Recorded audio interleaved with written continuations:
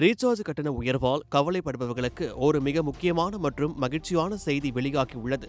நாம் பயன்படுத்தும் மொபைல் திட்டங்களில் நமக்கு டேட்டா இணையம் தேவையில்லை என்றாலும் அழைப்பு மற்றும் SMS சேவைகளுக்காக டேட்டாவும் சேர்ந்து உள்ள திட்டங்களுக்குத்தான் கட்டாயமாக ரீசார்ஜ் செய்ய வேண்டிய சூழல் இதுவரை இருந்தது.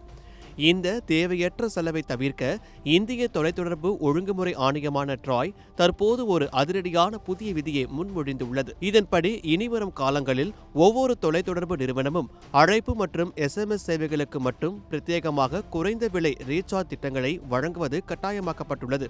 இந்த திட்டங்களில் டேட்டா வசதி இருக்கக்கூடாது என்பதுதான் ட்ராயின் முக்கிய நிபந்தனை. முந்தைய காலங்களில் நிறுவனங்கள் அழைப்பு மற்றும் SMS மட்டும் கொண்ட திட்டங்களை வைத்திருந்தாலும் அவற்றின் விலை அதிகமாகவே இருந்தது.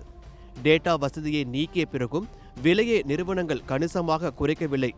இதனால் நுகர்வோருக்கு பெரிய பலன் கிடைக்கவில்லை என்பதை உணர்ந்த ட்ராய் இம்முறை மிக தெளிவான உத்தரவை பிறப்பித்துள்ளது. இந்த திட்டங்கள் நீண்ட காலத்திற்கு மட்டுமின்றி குறுகிய காலத்திற்கும் செல்லுபடியாகும் வகையில் இருக்க வேண்டும் என்றும் ட்ராய் வலியுறுத்தியுள்ளது.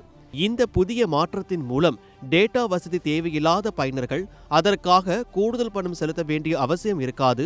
இது தொலைத்தொடர்பு சந்தையில் வெளிப்படைத்தன்மையை அதிகரித்து நிறுவனங்களுக்கு இடையே ஆரோக்கியமான போட்டியை உருவாக்கி இறுதியில் பயனர்களுக்கு பணத்தை சேமிக்க உதவும்.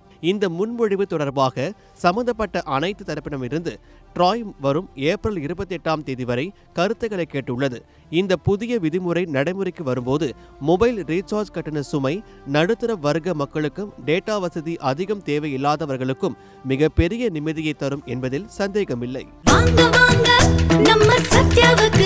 உங்கள் சத்யாவின் தமிழ் புத்தாண்டு சூப்பர் ஆஃபர்